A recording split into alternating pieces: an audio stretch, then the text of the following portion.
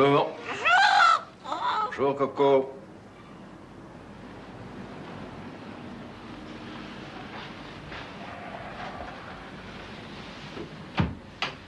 Voici pour finir le bulletin météorologique établi ce matin à 6h30. La zone de haute pression venant de la Russie se maintiendra et conditionnera le temps sur toute l'Allemagne. L'arrivée d'air froid dans l'intérieur du pays se poursuit. Aujourd'hui, de vents faibles souffleront du secteur est-nord-est. Les températures dans la journée pourront atteindre moins 10 degrés au-dessous de zéro. C'était nos informations. Il est maintenant 7h05.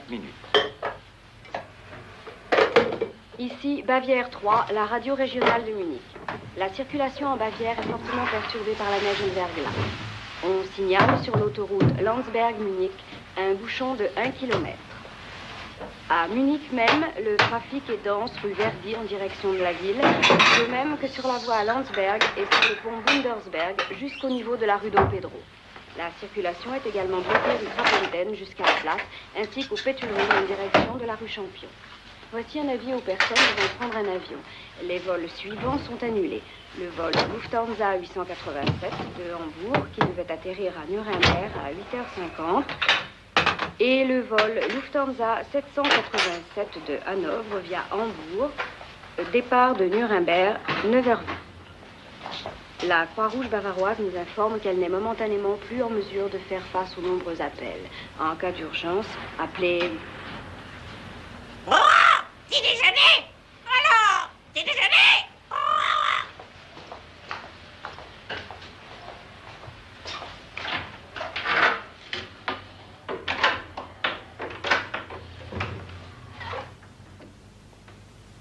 Comment, pas de journal? C'est incroyable, ça.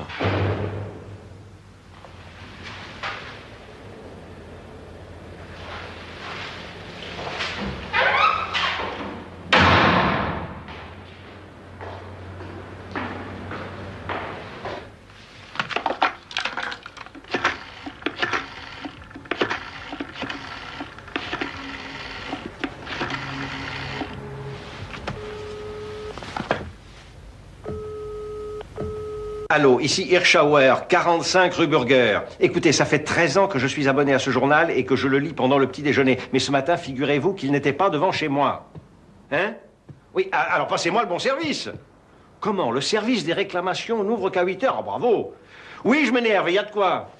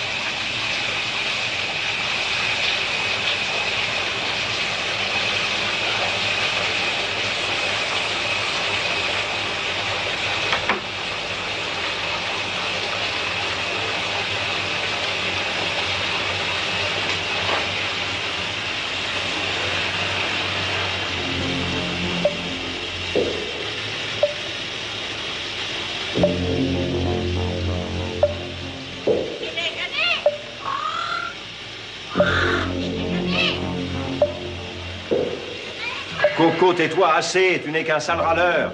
Râleur? Oh, râleur.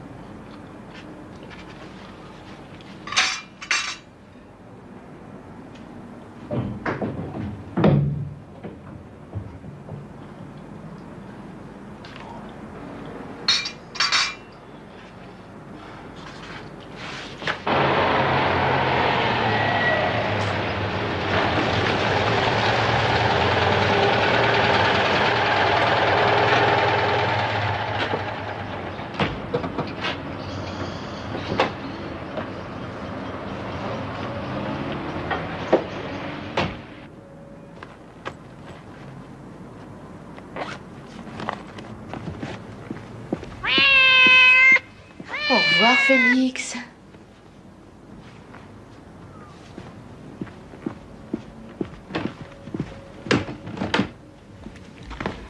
Oh, bonjour. Bonjour. Oh, vous n'êtes pas bien matinal. Excusez-moi, j'ai crevé, j'ai dû changer ma roue. Ah, bon. Vous voulez que je vous le monte? Non, non, non, je le prends, je l'emporte à l'école. Mais qu'est-ce qui se passe? Ah, bon, on dirait que ça vient du dernier étage. Ah oui, il doit y avoir une fuite. Oh, bah, faut aller voir ce qui se passe.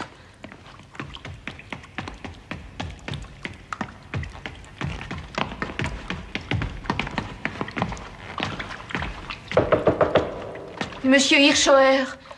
Il répond pas. Monsieur Hirschauer, vous êtes là? Monsieur Hirschauer, répondez, voyons, ouvrez. Qu'est-ce qui se passe là-haut? Oh, Madame Scholz. Oui, c'est inondé ici et Monsieur Hirschauer ne répond pas. Est-ce que vous avez un double de ces clés? Oui, madame, je les ai. Attendez-moi, j'arrive.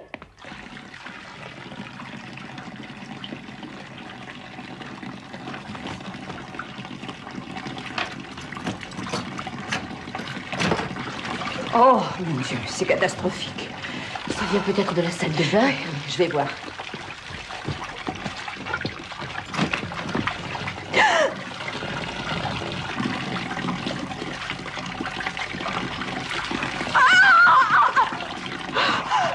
Que se passe-t-il?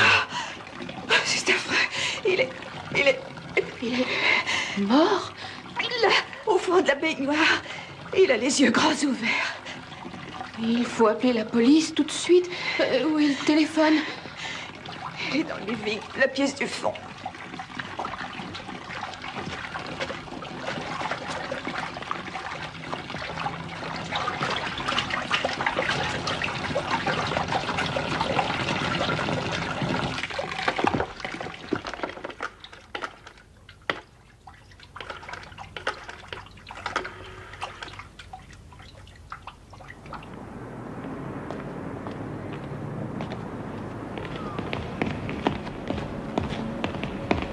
Bonjour. Bonjour. Il paraît que c'est un accident. Ah oui, bah pourtant Brenner, quand il m'a appelé, il semblait être sûr du contraire. Oui, mais il ignorait sans doute que la porte était verrouillée de l'intérieur à double tour. La concierge vient seulement de me le dire. C'est elle qui a trouvé le corps. En même temps que le livreur de journaux et Madame Paul, une locataire. Alors oui, il se trouve tous ces témoins maintenant. Brenner interroge Madame Paul et le livreur de journaux. Et voici Madame Scholz. Mon chef, Monsieur Custer. Bonjour, Madame Scholz. Bonjour, monsieur. Alors la porte était-elle simplement poussée ou alors verrouillée de l'intérieur? Je suis absolument sûre qu'elle était fermée à double tour, c'était son habitude. Il n'ouvrait la porte que si la chaîne de sécurité était mise. Ah oui? Mais alors comment êtes-vous entré chez lui dans ce cas-là? Moi c'est-à-dire que... Ah non, elle avait déjà été enlevée. Monsieur Hirschauer se lève tous les jours à 7 heures pile. Et puis il va chercher le journal qu'on dépose sur son paillasson chaque matin. Et ensuite, il fait du café, il se rase, il se baigne, il donne à manger à son perroquet. Ensuite, il prend son petit déjeuner, puis tout en mangeant, il lit son journal, c'est tout. Vous le connaissez bien, on dirait. Ah, ça oui, monsieur, je suis concierge dans cet immeuble depuis 4 ans. Et ça fait 4 ans que je fais son ménage, 2 fois par semaine. Je l'ai connu comme personne, avec ses caprices et puis ses petites manies. Il en avait tant que ça? Ah, oui, je pense bien, oui. À votre avis, madame, comment il est mort, monsieur Hirschauer? Oh, je pense qu'il a dû glisser dans sa baignoire. Ça lui était déjà arrivé quelques jours avant Noël. Et il avait perdu l'équilibre et s'était ouvert les 2 coudes. Cette fois-ci, peut-être que l'eau était trop chaude. Ou bien, je ne sais pas, il utilisait une huile de bain qui s'est mal diluée. Il a glissé, il est tombé, il s'est cogné. Il a dû s'évanouir et se noyer. La baignoire a débordé et l'eau s'est répandue sur les marches de l'escalier. Oui, il y a même de l'eau devant chez moi, au sous-sol. Donc, à exactement 7h35, Petra Paul, une locataire et le livreur de journaux sont venus... Oui, monsieur, ils m'ont appelé en criant.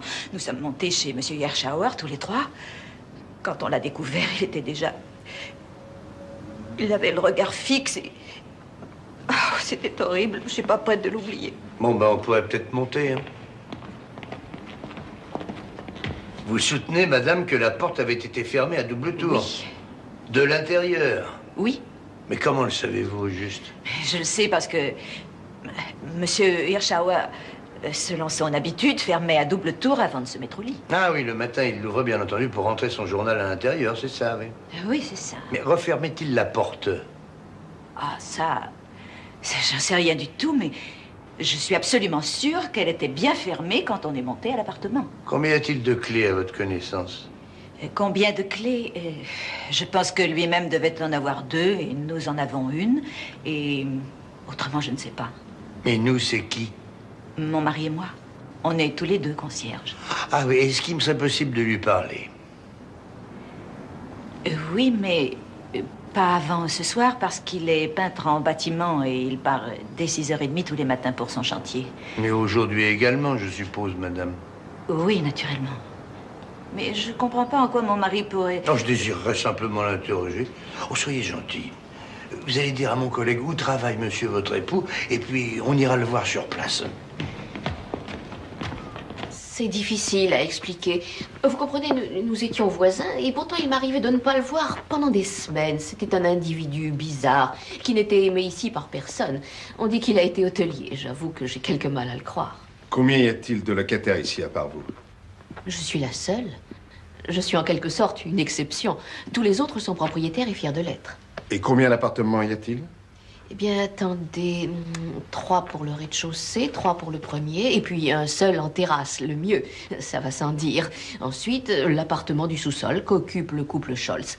À cette époque-ci de l'année, c'est assez désert. Mon jeune voisin est en vacances à Davos et les 2 familles du premier sont toutes 2 parties en Tunisie, si j'ai bonne mémoire. Vous avez quelque chose de particulier à dire à propos de la victime? Non, absolument rien. Je ne connais que son paillasson. C'est là que j'y dépose son journal chaque jour. Depuis combien de temps? Oh, ça doit faire 2 ans. C'est votre seule occupation? Non, je fais des études. Ah, de journalisme, sans doute. Très spirituel. Non, j'étudie la pédagogie. Plus qu'un an, j'espère. Oui, mais si cet interrogatoire s'éternise, je vais certainement doubler mon année. Bonjour, monsieur Custer. Bon, vous m'attendez un instant, ce n'est pas fini.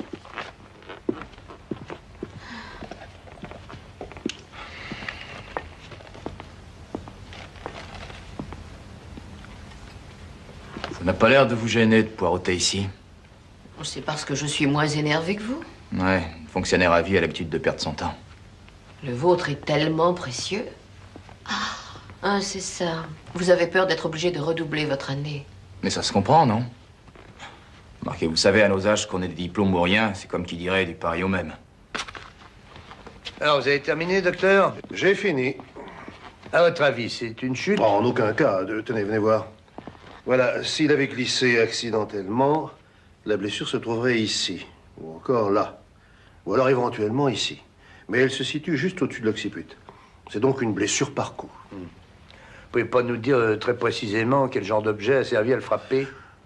Non, il doit s'agir d'un objet arrondi. On l'a assommé et ensuite le corps a été immergé. Son cou est tout meurtri, là et là. Et vous remarquerez qu'au niveau des mains, les ongles sont presque tous cassés. Je pense qu'il a dû lutter assez violemment. Moi, j'ai remarqué autre chose, chef. Ah oui? Oui. Son visage. Seul le côté droit est rasé, et pas l'autre. L'assassin a dû le surprendre alors que la victime se rasait, puis il a essayé de simuler l'accident. Un voleur? Ça m'étonnerait si tôt. À 7 heures du matin, c'est peu probable, non? Ah oui. Et la concierge dit qu'apparemment, on n'a rien volé. C'est pourtant pas les objets de valeur, ni l'or qui manquent ici. Un briquet en platine, une cassette pleine de pièces d'or, bien en vue, et une collection magnifique de timbres rares. Et j'en passe. Qui hérite? Pardon? Non, je te parle de l'héritage. Ah, il n'avait ni femme ni enfant. On ne lui connaissait qu'un neveu, s'il faut en croire, Madame Scholz. Vous n'avez plus besoin de moi? Non, merci, ça sera tout, docteur. Ah, pourrais-je avoir le rapport d'autopsie le plus rapidement possible? Oui, bien entendu, vous l'aurez avant midi. Tout ce que j'ai dit est inscrit dans ce carnet, monsieur Custer, ainsi que mon adresse et le téléphone de ma logeuse. Bien, mais je ne veux pas vous retenir davantage, monsieur... Excusez-moi, je ne sais même pas votre nom, alors. Janssen, Uwe Janssen. Uwe Janssen. C'est un beau nom, ça, jeune homme. C'est un nom du Nord, non, hein? Oui, je suis effectivement du Nord. Ah, ben voilà, ouais. Au revoir à tous et bonne journée. Au revoir, Janssen. Tiens, vous avez eu un accident? Oui, mais il y a déjà 6 semaines. Ah, ça va mieux maintenant? Oui, merci. Allez, au revoir. Bien, voilà. Alors, Madame Paul. Mais je ne sais rien de plus que ce que j'ai dit. Voir. Oui. Le mobile.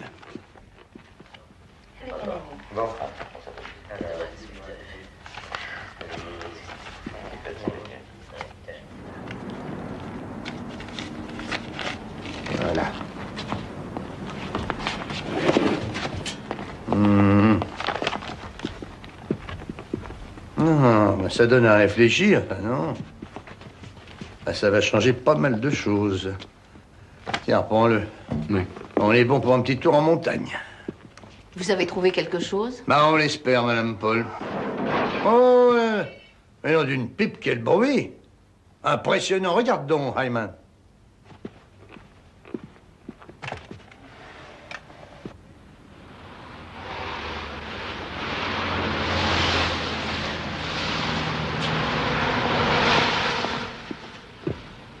Alors, qu'est-ce que c'est? C'est Janssen. Il vient d'aboutir notre voiture radio. Oh, bah, décidément, il a pas de chance, celui-là. J'espère qu'au moins, il est pas blessé, hein? Non, rien qu'un peu de tôle froissée. Descendons voir. Le pauvre, il a déjà eu des ennuis ce matin avec un pneu. Vous avez encore besoin de moi? Non, merci. D'ailleurs, vos élèves doivent s'impatienter. Eux, pensez-vous, ils doivent être ravis. Ils ont échappé à la dictée. Oh là là. Ici, on a fini. Je peux mettre les scellés? Oui, oui, oui, oui. Ah, il perroquet. Mais quel perroquet? Le perroquet de Monsieur Hirschauer. Merci. Ah, oui, oui, oui. Ben, est-ce que vous en voulez, Madame Paul? Du Ah, je le perroquet? prendrais très volontiers, mais j'ai un chat, ils vont pas s'entendre. Bon, alors, refile-le à la concierge. Il faudra encore qu'elle l'accepte. Ah, ben, prends-le toi-même. Excellente idée, je la lèverai au bureau. Ah, non, ça, il n'en est pas question. Il ira à l'espère, c'est tout. J'arrive tout de suite.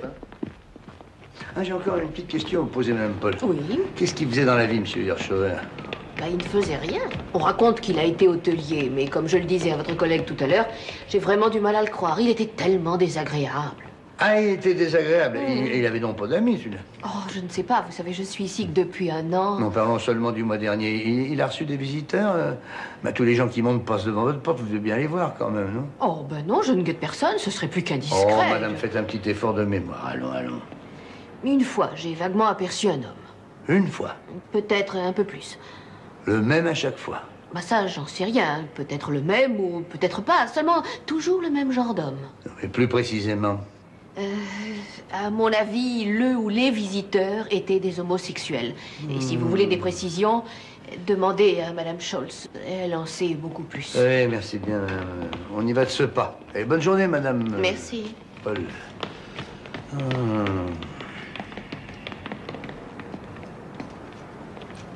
Eh bien? Eh ben, on n'a plus qu'à prier le bon Dieu. Pourquoi? Pour qu'on ne fasse pas la une des journaux à sensation avec un drame d'homosexuels à la clé.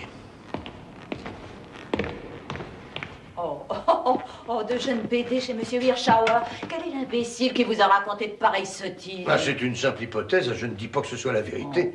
Pour ce qui est de l'imbécile en question, en tout cas, il n'habite pas l'immeuble. Ah, ça doit être le jeune gars des journaux. Ah, alors, ce si vous dites Janssen. que ma supposition est fausse, alors je vous crois. Et pourtant, ce qui est sûr, c'est qu'il a reçu de jeunes messieurs, madame, le mois dernier, 2 ou 3 fois. De jeunes messieurs, mais quelle idée. Asseyons-nous. Son neveu Dieter est venu le voir. Son bien neveu? sûr. Oui. Oh, mais il n'y a que lui, personne d'autre. Sauf une fois, oui, une dame. Je vous en prie, asseyez-vous, même, Scholz. Merci. Cheveux châtain clair, mince, jolie. Elle gardait l'appartement quand il partait en voyage. Vous connaissez son neveu? Oh, oui, bien sûr. Comment s'appelle-t-il? Quel âge a-t-il? Oh, je sais pas, moi, 27, 28 ans. Il s'appelle Dieter Hirschauer, comme son oncle. Ça ne vous dit rien, inspecteur, ce nom-là? Non. Bah, dans le journal, à la chronique sportive. C'est un des grands as du ski. Il est champion de Bavière dans sa catégorie. Mais oui. Et les mois d'été, il fait du tennis. Mais avec quel argent vit-il exactement? Ah, j'aimerais aussi le savoir. Je sais seulement qu'il touche de l'argent d'une petite usine qui fabrique des vêtements de sport. Ils portent leur marque. Et quand il était à sec, il tapait son oncle. Oui, c'est bien ça. Seulement à présent, c'est bien terminé tout ça. Son oncle possédait autrefois un hôtel, hein, je crois bien. Oui, c'est possible. Ça me dit quelque chose. Je crois qu'il se trouve non loin d'ici, en pleine montagne. Il a été vendu ou seulement mis en gérance? Ah, ça, alors, je ne sais pas du tout, monsieur. Mais qu'est-ce que vous vous imaginez? Qu'il me faisait des confidences? Lui, il me donnait des ordres, il me sifflait comme un petit chien. Le tapis rouge n'est pas encore nettoyé, Madame Scholz. La salle de bain et après ça la cuisine, Madame Scholz. On fera les fenêtres de la terrasse mardi, Madame Scholz. J'étais jamais tranquille. Ah, il me disait ce qu'il fallait faire comme si je ne le savais pas. Ouais, au fond, ça n'était qu'un tyran. Mais néanmoins, vous l'avez supporté pendant 4 ans. Vous n'avez jamais eu envie de démissionner? Oh, si, mais c'était commode. J'étais sur place et à 10 marks de l'heure, plus les petits extras. Ah, c'est sûr, il était très exigeant, mais en tout cas, pas près de 6 sous du tout, ça, non. Ah, une seconde, excusez-moi, je vous prie. Je crois que ça va servir à quelque chose. Oh,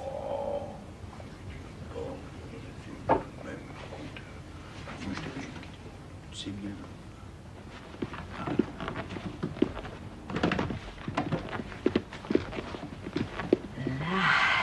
Voici mon mari, Monsieur Köster. Bonjour, Monsieur Scholz. Bonjour, Monsieur le Commissaire. Oh, je vous en prie, ne restez pas debout. Tiens, Werner, viens t'asseoir là avec nous. Bien. Alors, vous savez ce qui s'est passé? Oui, par ma femme. Oui, je l'ai prévenu au travail. Mais vous êtes accouru aussitôt. Oui, vous désiriez lui parler. Moi, c'était pas la peine d'abandonner le travail, simplement pour ça, on serait allé vous voir au chantier. C'est bien ce que je voulais pas. Ah oui, pourquoi? Mais... C'est-à-dire, il a ses raisons. On peut les connaître? Dis-lui, Werner. Si je parle, ça sera dans tous les journaux, merci. Voilà. Mon mari a été condamné, Monsieur Köster. Et parmi tous les ouvriers de son chantier, il y en a qui le savent. Donc, si la criminelle rapplique là-bas et demande à l'interroger, ils diront « Ah, il a encore fait des bêtises. » Et en plus... Qu'est-ce qu'il y a donc en plus? Eh bien voilà, quand on s'est présenté pour être concierge de cet immeuble et aussi qu'on a vu ce bel appartement. Oui. Naturellement, pour être engagé... Et vous avez fait sauter la condamnation. Oui. Mais oui, sans ça, on nous aurait jamais engagés. Jamais. Tout ceci restera entre nous, je vous le promets. Pourquoi avez-vous été condamné? Coups et blessures graves. Suivi de mort violente, monsieur le commissaire. On m'a attaqué et bien sûr, je me suis défendu, mais... Ces salauds d'avocats... Et puis le juge se sont acharnés. Werner a été condamné à 3 ans de prison. Il y a de cela environ 10 ans. Bon, bah tout ça, c'est de l'histoire ancienne, hein, Monsieur Scholz. Laissons donc tomber cette affaire et occupons-nous plutôt du présent. Il est 9h12 exactement. Vous avez quitté votre domicile à quelle heure ce matin? Eh ben, 6h30, pour être là-bas à 7h. Et vous êtes arrivé au chantier bien à l'heure? Naturellement, au chantier, l'heure, c'est l'heure. Dans un travail d'équipe, si on manque, c'est tous les salaires qui s'en ressentent. Et en sortant de chez vous ce matin, là, vous avez aperçu quelqu'un dans la rue? Werner ne sort jamais par le devant, car il gare sa voiture au parking souterrain. Et le parking donne dans la rue voisine par derrière. Et dans le parking, vous avez aperçu quelqu'un? Non. Personne? Et dans la rue d'à côté non plus? Non, monsieur, j'ai vu personne. Bon, bah alors, ça sera tout. Monsieur Scholz, si quelques détails vous revenaient à l'esprit, appelez-moi donc à ce numéro. Voilà. Bonne journée. Au revoir. Vous inquiétez pas. Allez, bonne journée, Madame Scholz. Vous aussi, Monsieur Köster. Ne dérangez donc pas, je saurais bien retrouver mon chemin tout seul.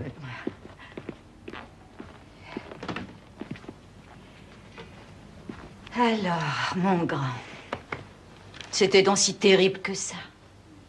Quand donc est-ce que ça finira? Nous comptons aller directement à la station. Non, on ne sait rien de plus pour l'instant. Oui, merci, terminé.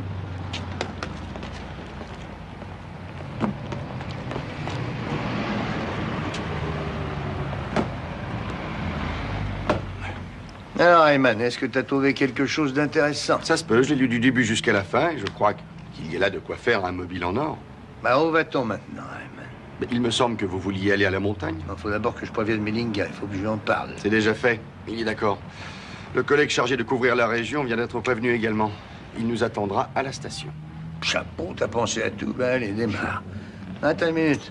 Relève d'abord le kilométrage et l'heure exacte. Ça pourra peut-être bien nous servir. Vous voulez que j'appuie sur le champignon? Oui, allons-y, mais pas trop vite. Hein. Moi, il se trouve que je tiens à la vie. Et puis, je préfère qu'on aille réellement là où on veut aller. Voilà.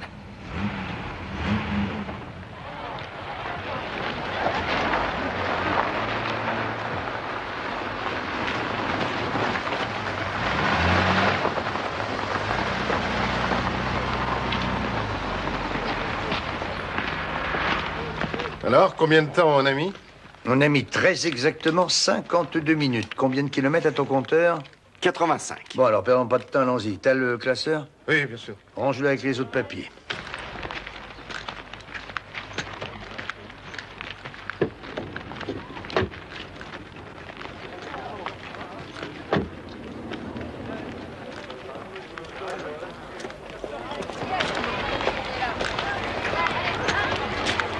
Excusez-moi.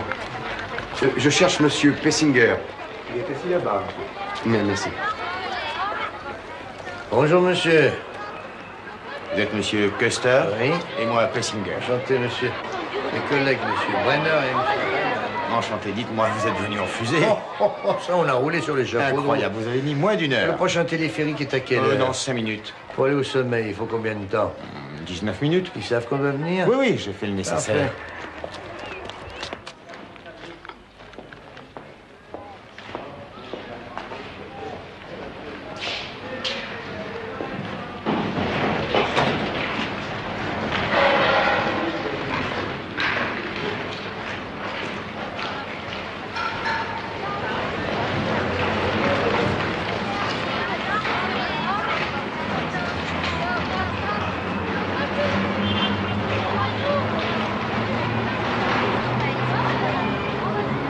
Vous croyez que c'est un meurtre? Ah oui? Ça s'est passé ce matin, un peu après 7 heures. Il a été assommé au moment où il se rasait, puis après on l'a noyé. Vous connaissiez Hirschauer? Oui, bien sûr, j'ai même pris une chambre chez lui il y a bien longtemps. Depuis quelques années, cet hôtel est très cher. Ça doit faire 6 ou 7 ans que je n'ai pas été leur client. Mais quel genre de maison est-ce donc? Je vous l'ai dit, c'est un endroit luxueux. Rien que des habitués, tous pourris de fric. Depuis le départ du vieux, on l'a rebaptisé l'Alpage Hirschauer. C'est bien simple, il ne désemplit pas hiver comme été. Vous connaissez la nouvelle directrice? Oh, bien sûr, Anke Klassen. Elle a commencé par y être secrétaire, ensuite elle a repris l'affaire à la fin de l'année 77. Mais est-ce que l'hôtel lui appartient ou bien est-ce qu'elle est gérante? Ça, je peux pas vous le dire. Anke Klassen a bien acheté cet hôtel, mais en viager. Tiens, fais voir le contrat, monsieur Plessinger, s'il te plaît.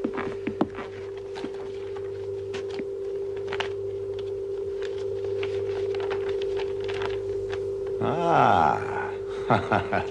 Tiens, 8000 marks par mois, rien que ça. Oui, mais c'est terminé depuis ce matin, 7h10, grâce à un meurtre. Hirschauer était âgé de 62 ans. Il n'a pas eu de veine. Tiens, j'ai fait le calcul. Figurez-vous que s'il avait atteint 72 ans, elle aurait dû lui verser quelques 960 000 marks. Et il y a 92 ans, presque 2 900 000.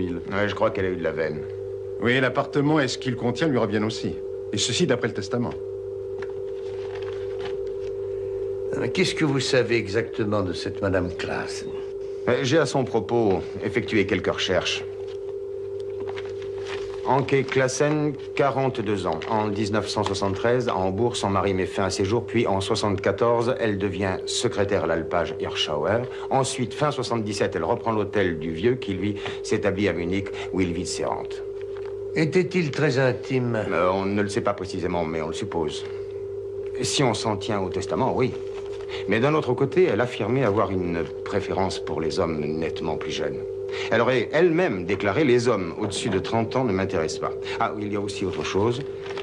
Il paraît qu'elle fréquente beaucoup les casinos, qu'elle est même très connue. Wiese, Garmisch, Lindau. Savoir si elle perd ou elle gagne. Ça, je l'ignore, il faudrait pouvoir enquêter. C'est tout ce que je sais. Je peux rien dire de plus. Intéressante, ma foi. Peut-être.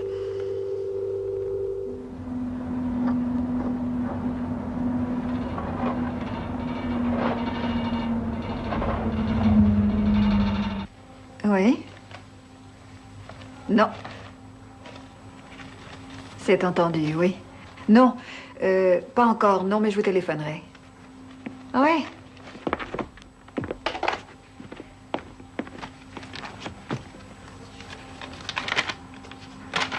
Oui.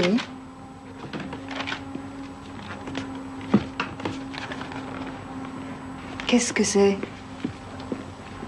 Un certain monsieur Plessinger de la police criminelle veut vous parler. Et aussi un monsieur de Munich. Faites-les entrer, Utah.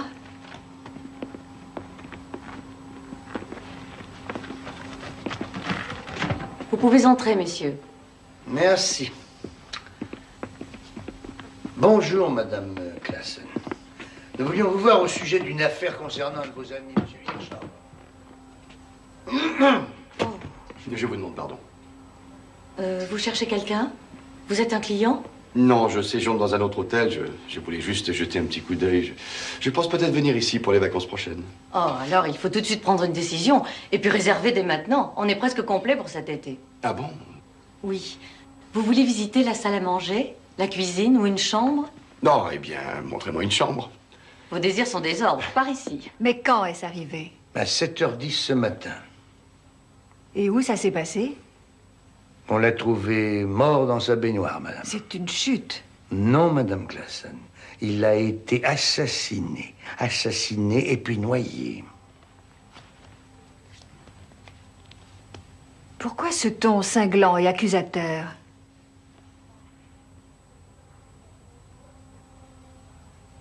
Ah, je vois, ouais.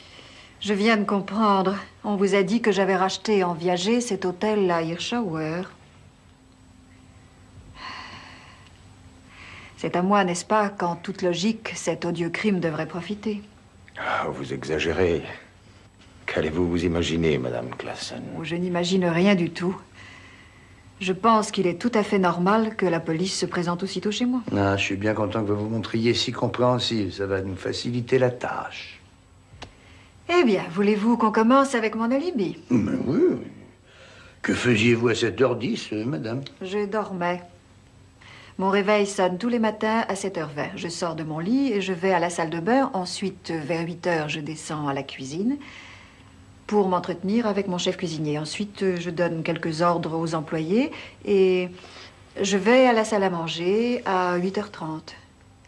C'est là que je déjeune avec mes 2 moniteurs de ski, tous les jours, ce matin aussi. Des moniteurs de ski? Des moniteurs de ski que j'ai engagés pour les clients qui veulent prendre quelques leçons. Ah. Vous étiez très amis, vous et monsieur Hirschauer. Un ami assez vieux pour que je sois sa fille. Vous savez qu'Hirschauer vous lègue son appartement plus les objets qu'il contient. Ça vous étonne? Ah oui. Nous avons trouvé un testament écrit de sa main. Mais le plus surprenant, c'est que son neveu n'y est pas cité une seule fois. Il lui laisse rien du tout. Ça vous étonne pas? Vous connaissez son neveu? Oui, je le connais. Ah ben vous avez sûrement une opinion sur lui, alors laquelle?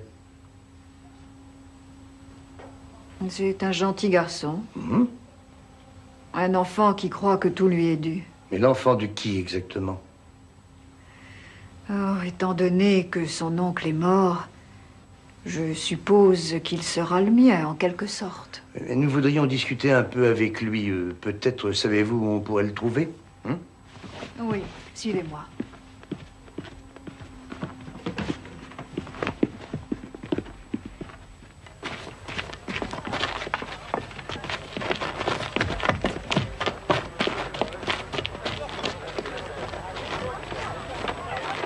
Dieter.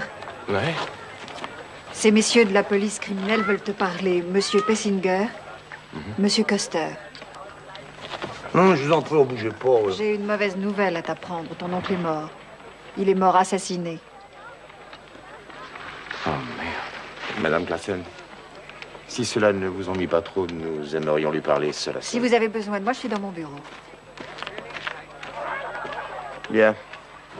Moi, je crois que le plus simple est qu'on s'assoie à vos côtés. Je vous en prie. Vous avez eu un accident de ski? Non, non, je suis tombé dans la cave, sur ce maudit escalier en fer. C'est arrivé quand, ce meurtre? Ça s'est produit ce matin, à 7h10, dans sa baignoire. Où étiez-vous à ce moment-là? Moi? Oui. Là-haut, dans ma chambre, pourquoi? Dites-moi, ça fait longtemps que vous habitez là? 6 ou 7 semaines. Je suis moniteur bouche-trou à l'hôtel. En fait, je fais des remplacements, à condition, bien sûr, que je ne sois pas hors combat. Mais votre accident, il date de quand? Oh, je sais pas, 3 ou 4 jours, peut-être.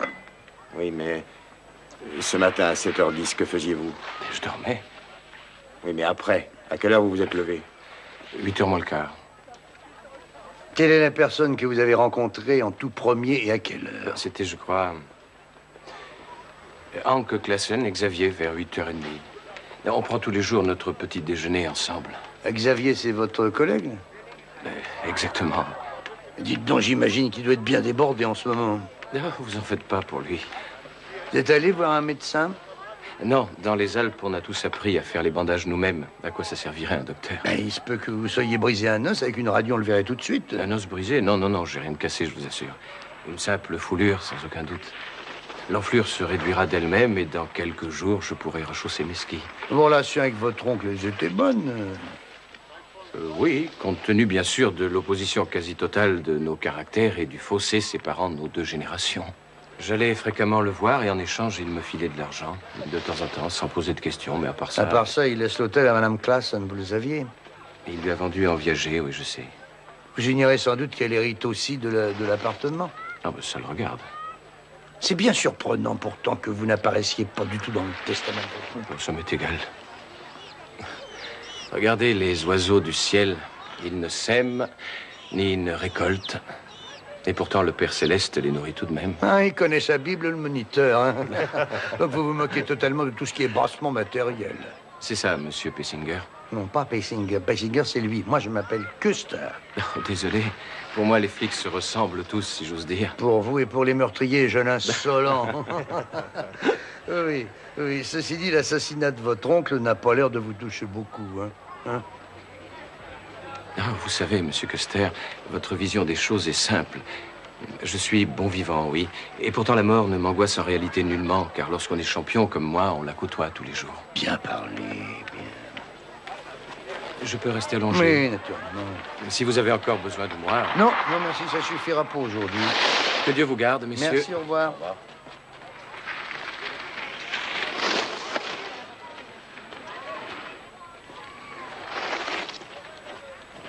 Salut, collègue. Bon appétit. Merci.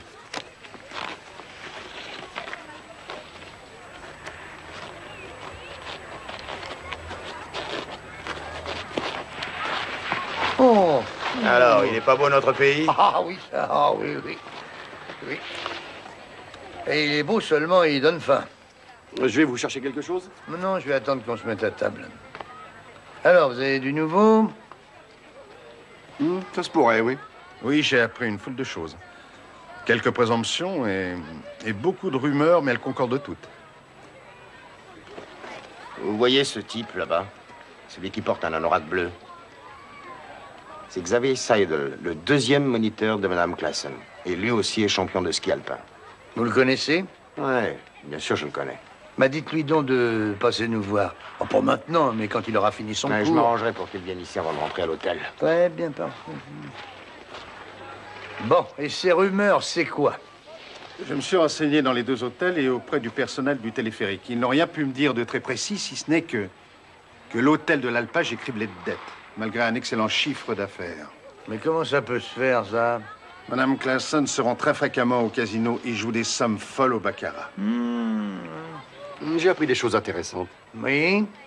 Oui, par une femme de chambre de l'hôtel Hirschauer qui s'appelle Utah. Et alors, qui n'arrête pas de parler. Hein. Bref, elle ne porte pas la patronne dans son cœur, elle en est terriblement jalouse. Enfin, du moins, c'est l'impression que j'ai eue. Ah, vous savez encore qui d'autre habite l'Alpage? Oui, le neveu de Monsieur Hirschauer. Je l'ai déjà interrogé. Alors, vous savez donc qu'il a un bandage à la cheville et qu'il marche en s'appuyant sur une canne? Oui. Eh bien, cette Utah dit que sa patronne, Madame Classen, et lui couchent ensemble. Et qu'elle le voit parfois le matin regagner sa propre chambre. Et à part ces bêtises, rien d'autre? Ah si, à part ça, sa cheville n'a absolument rien. Elle a des preuves, cette Utah? Oui, bah ça, en réalité, j'en sais trop rien. Peut-être bien qu'elle m'a dit ça par jalousie. Alors, elle m'a affirmé, en fait, que le jeune Hirschauer ne boite plus. Il peut courir, sauter, quand il est seul. Ou qu'il se croit seul. Eva, tout concorde. Ah oui, mais un peu trop. Je crois que d'abord, il nous faut... Oui, lui faire passer une radio. Non, des preuves. Voilà ce qu'il nous faut, des preuves. Bien sûr. La voiture du jeune Hirschauer est garée dans la vallée. C'est une Porsche verte à double bande jaune. Bonjour. Bonjour, monsieur. Je suis Xavier Seidel. Pessinger m'a dit que vous désirez me parler. Oui, monsieur Seidel, mon nom est Custer. Vous êtes de la police criminelle, je crois. Oui, de Munich. Karl Hirschauer a été tué, m'a-t-on dit. Oui, c'est exact. Ah, alors, qu'est-ce que vous voulez de moi? Oh, seulement quelques petits renseignements techniques, monsieur Seidel. J'imagine que vous connaissez très bien toutes les pistes et les remontes-pentes par ici, n'est-ce pas? Me trompe pas, non? Non, je connais toutes ces pistes comme ma poche. Bon, alors, jetons un petit coup d'œil sur la carte. Bien.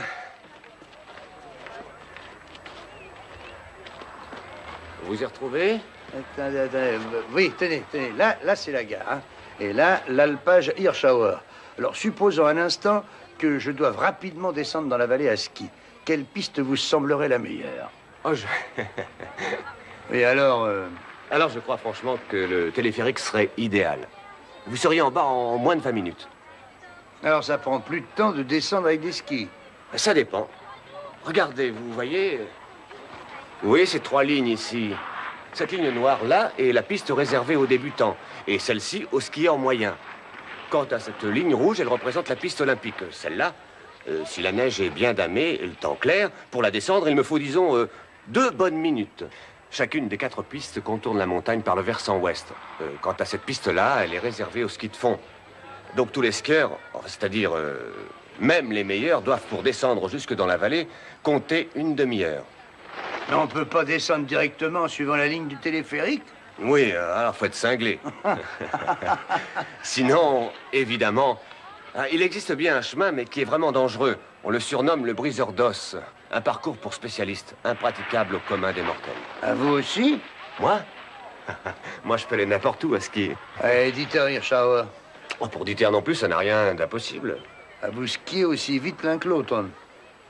Oui et non, enfin, ça dépend de notre forme. Monsieur Seidel, voudriez-vous me rendre un petit service? Pourriez-vous emprunter ce fameux trajet? Ah, d'accord, si vous y tenez. Je veux bien, seulement il faut que je parte tout de suite, le temps va se gâter. Eh bien, exactement midi. Je vous attendrai dans la vallée. Tenez, réglons nos montres à la même heure.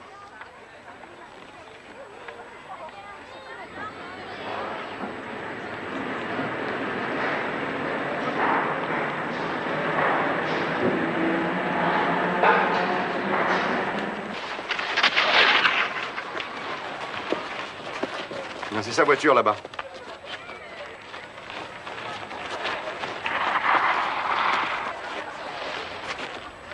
Nous, on a fait le trajet en 52 minutes. Avec cette voiture-là, il doit mettre quelques minutes de moins. Sans compter que le matin, ça roule beaucoup mieux. Il sera exactement midi dans 30 secondes. Il va descendre, attention. Vous êtes prêt, monsieur Seidel? Oui, allons-y.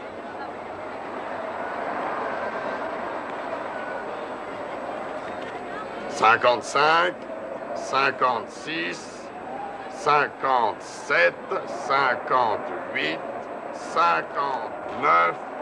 Ouais, partez!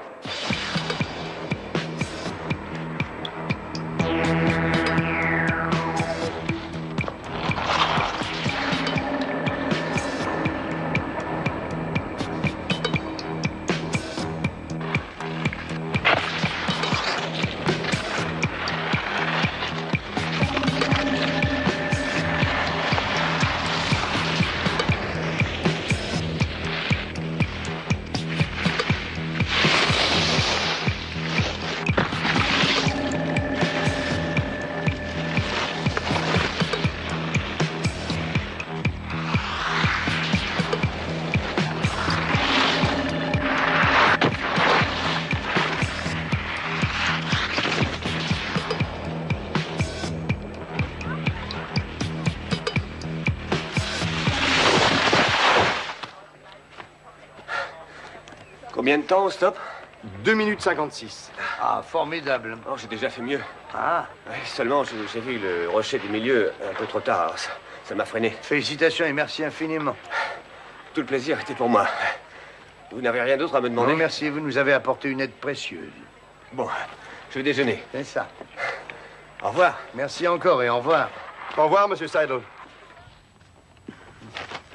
Oui, très bien. Mes compliments, Custer.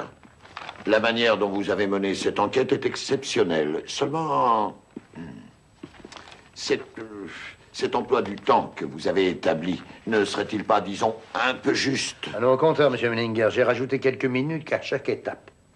Le soleil se lève à 6h05 très précise en cette saison en pleine montagne, et bien sûr, à cette heure-là, tout le monde dort encore à l'hôtel. C'est alors qu'il chausse ses skis, et en 3 minutes, il est près de sa Porsche. Oui. C'est environ 6h10.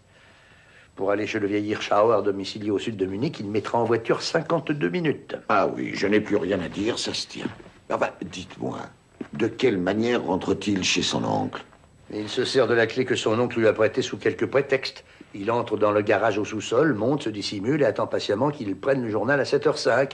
Après retrait de la chaîne de sûreté, la voie est maintenant libre. Le vieux meurt à 7h10 noyé dans sa baignoire et peu après, vers 7h35, on découvre que la baignoire a débordé.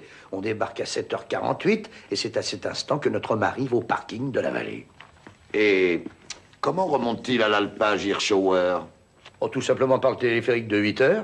Perdu dans la foule des skieurs, on ne peut pas le reconnaître. Une grosse écharpe, un bonnet trop grand pour lui, des lunettes Polaroid, et puis le tour est joué, pas de problème, il circule sans se faire remarquer. Il parvient là-haut exactement à 8h19, se glisse derrière l'hôtel, entre, monte dans sa chambre, bande alors sa cheville, attrape sa canne, et ensuite il redescend prendre son petit déjeuner avec sa chère patronne, et Xavier Seidel. Son alibi est donc tout trouvé. Et vous pensez que cet Hank Classen a orchestré le crime? Oui, ben c'est bien ce que je pense. Que comptez-vous faire à présent? M. Brenner doit déjà être à Hambourg depuis hier, car il me faut absolument en savoir un peu plus sur Mme Classen et sur la mort volontaire du mari. Et j'espère que l'information que Brenner nous rapportera fera avancer l'enquête. Et si sa cheville était réellement cassée? Oui, ben on va en faire une radio aujourd'hui. Tu voulais me parler, il paraît. Oui, des obsèques. Tu t'en occupes ou tu préfères que je m'en charge? On nous a donné le permis d'inhumer. Ça, je l'ignore. À quoi ça sert, tout ça? T'as l'air hargneux ce matin. Non, ça va très bien.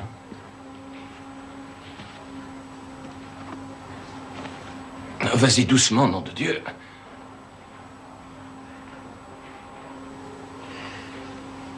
C'est le testament qui te contrarie? Non. Tu veux que je te laisse l'appartement? Oui, qu'est-ce que c'est? Ce sont les messieurs de la police, madame. Ils veulent parler à monsieur Hirschauer. Entrez, monsieur Custer. Que désirez-vous? Je viens demander à M. Hirschauer de nous accompagner chez le radiologue afin de faire radiographier sa cheville. Ah, bon Dieu de merde. Pardon? Non, rien. J'arrive, le temps d'aller chercher mon manteau. Ça, par exemple. Il faisait semblant de boiter. Ah, vous êtes étonnée, Madame Classen.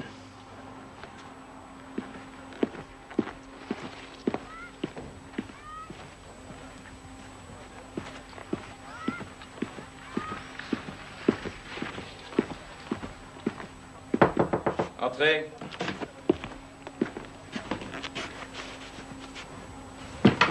Je crois qu'il est superflu, vu la situation, d'aller voir le médecin, car je n'ai strictement rien à la cheville. Oui, c'est bien ce que je pensais, d'ailleurs. Vous n'êtes qu'un simulateur. Mais dites-moi, à quoi cette petite comédie devait-elle servir?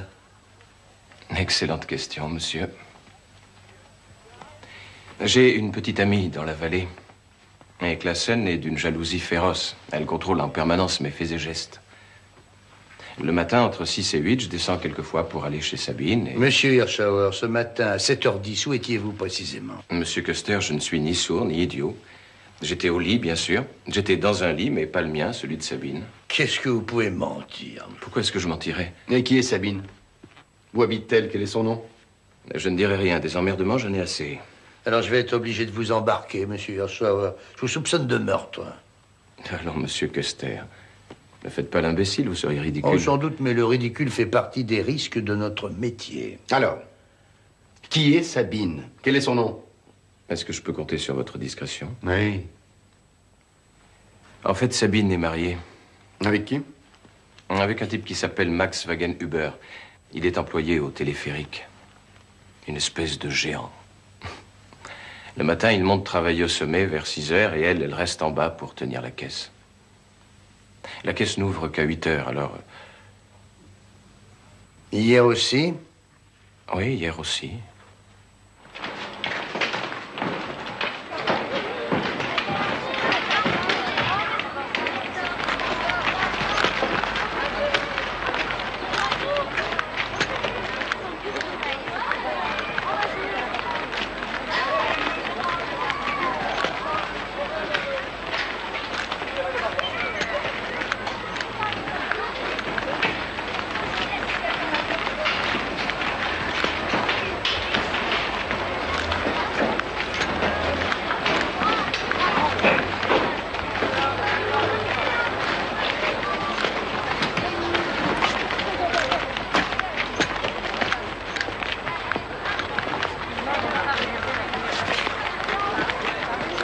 Alors?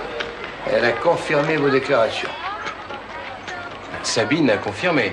Oui, monsieur le Casanova des Neiges. Vous êtes libre. Vous pouvez aller rejoindre votre patronne. Que Dieu vous garde, Custer. C'est ça, adieu. Allez, bientôt.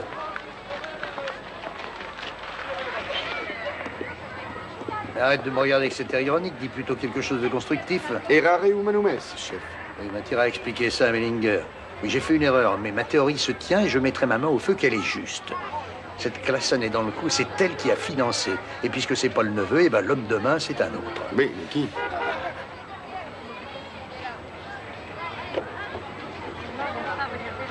Salut, Brenner. Salut. Déjà de retour? Tu es venu directement de l'aéroport. Alors, qu'est-ce que tu as à nous apprendre? Finalement, qu'en est-il de la mort de son ex-mari? Tout est véridique. Et sans bavure, chef. On a même retrouvé une lettre d'adieu et on sait qu'il était plus âgé qu'elle, de 20 ans et très malade. Et ce n'est pas tout, j'ai d'autres informations. J'ai été mis sur la voie par la logeuse, et croyez-moi, c'est une sacrée histoire. J'ai immédiatement été consulter les archives de l'époque, j'ai été surpris. J'ai ici une copie. Moi, tu veux pas que je lise tout ça? Non, raconte pas seulement le plus important. Novembre 72, une nuit aux environs de Hambourg, un piéton est renversé et meurt sur le coup. Délit de fuite. Le propriétaire du véhicule est finalement retrouvé, mais il prétend qu'on a dû lui voler sa voiture car il a passé la nuit avec sa petite amie. La police ne croit pas un mot de ce qu'il raconte, mais est obligée de le relâcher parce que la fille en question confirme ses dires. Or, l'ami n'est autre que Anke Classen. Et vous savez qui est le propriétaire du véhicule? Non, qui?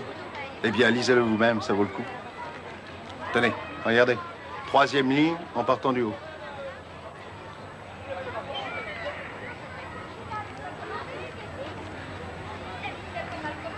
Bon, je retourne la voir tout de suite. Attendez-moi là, tous les deux. Hein. Et passez-moi les clés de chez Hirschauer. Oui, oui, les voilà.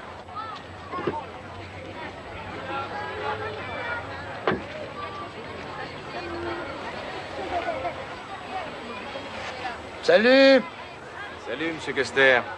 Ah, décidément, nos chemins n'arrêtent pas de se croiser. Ah oui, ça, oui. Qu'est-ce que vous faites? Vous partez en voyage? Oui, Classen ne m'apprécie plus. Où comptez-vous aller? D'abord dans ma piole de Schwabing. J'ai donné l'adresse et le téléphone à votre collègue. Ah, très bien, très bien. Et à part ça, quels sont vos projets? Ah, monsieur Custer, rappelez-vous donc. Ah oui, les oiseaux du ciel ne sèment ni ne récoltent, et cependant. Bravo. Au fait, votre enquête, est-ce qu'elle avance? Ah, on fait ce qu'on peut. Oui. Où est Madame Classen? Dans son bureau. Que Dieu vous garde. Vous ne voulez pas vous asseoir? Non, non, je reste pas très longtemps, ça ira. J'ai un service à vous demander. Ah oui? Oui, vous étiez une amie de Karl Hirschauer. Quand il s'absentait, c'est vous qui gardiez son appartement? Non, seulement 1 ou 2 fois, hein. C'est tout.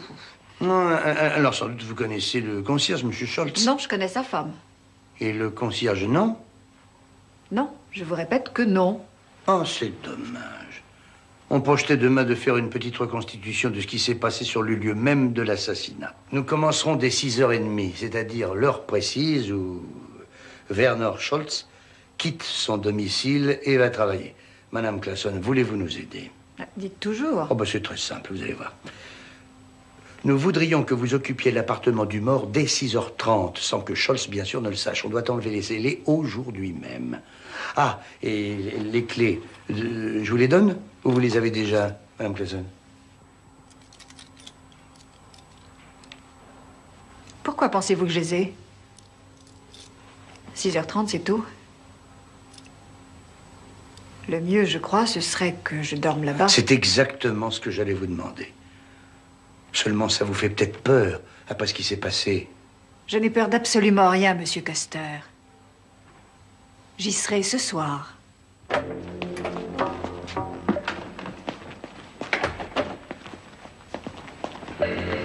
Bonjour, monsieur Scholz.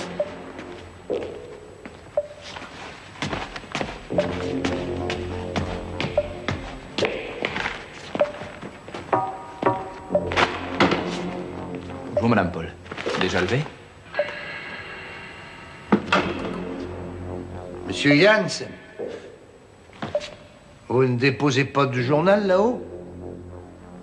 Ah, c'est inutile, l'abonné est mort. Mais le trimestre en cours a été payé, non? Alors le mort, il a droit également à son journal. Que voulez-vous dire?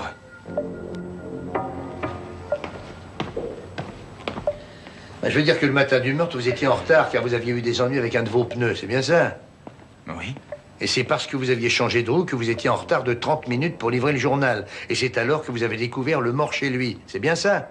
C'est bien exact? Oui. Et c'est à la suite de votre témoignage qu'en repartant, vous avez embouti la voiture radio de la police.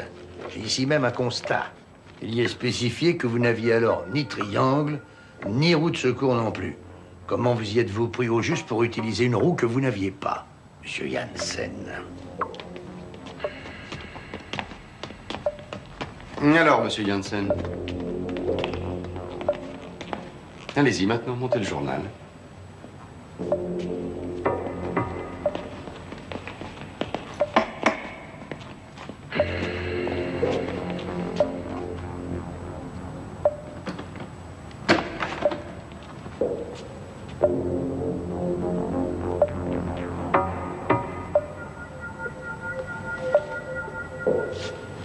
Madame Claassen, combien a demandé Janssen pour l'assassinat?